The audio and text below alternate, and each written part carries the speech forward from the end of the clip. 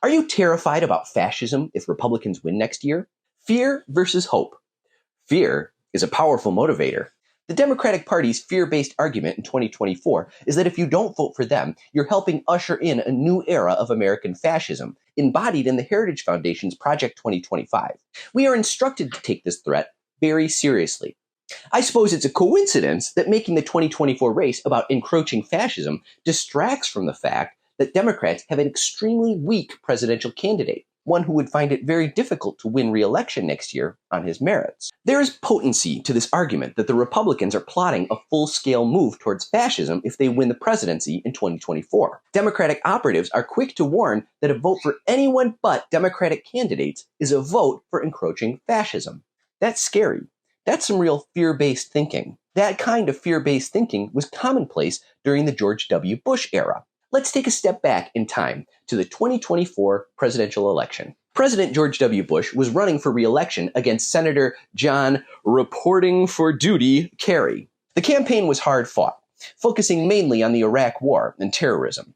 Like today, Bush's re-election pitch was fear-based. Remember, this was just 3 years after 9/11, which happened in 2001. The government was still in full-on freak-out mode. The American public was feeling very edgy. We were all waiting for the next big terror attack. When's it gonna be? I think we were all coping with a little society-wide PTSD. And W's message was, stick with me or the terrorists are gonna start blowing up all sorts of shit here in the US of A. So, the hysteria over a creeping terror threat was still very immediate. The newly formed Department of Homeland Security had developed a scary color-coded advisory system to let the public know about any potentially imminent attacks. The rainbow colors went from calming green, low, to emergency red, severe, yet never seemed to drop below the yellow, elevated indicator in the middle. In his memoir, Homeland Security Secretary Tom Ridge said that Defense Secretary Donald Rumsfeld and Attorney General John Ashcroft pressured him to raise the terror alert level just days before the 2004 election. Ridge revealed a dramatic discussion with them on October 30th, writing like a naive little lamb, "I wondered, is this about security or politics?" Post-election analysis demonstrated a significant increase in the president's approval rating in the days after the raising of the terror threat level.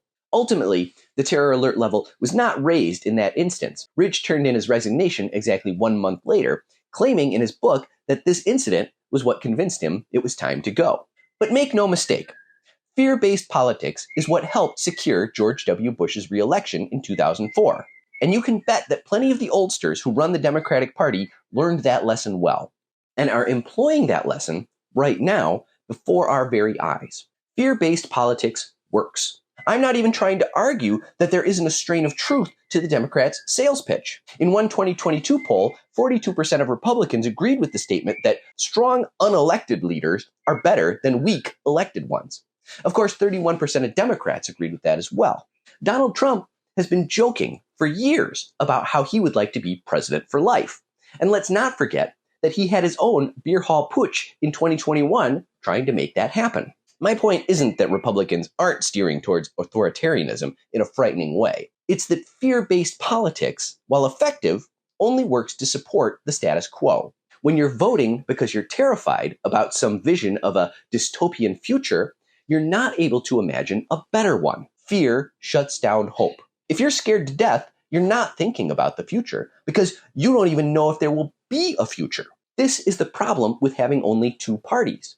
If one is going over the ledge into straight up authoritarianism and the other can only say, hey, let's keep things the way they are, nothing will ever get better. Democrats aren't offering anything but more of the same.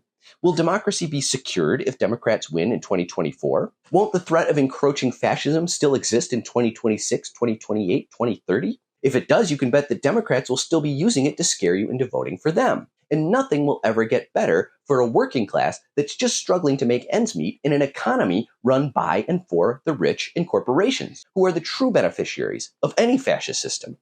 Go ahead and look that up if you don't believe me. But hey, that's just like my opinion, man. Do with that what you will. Please give a like, follow, favorite, and subscribe to my free Substack. Let's make them pay.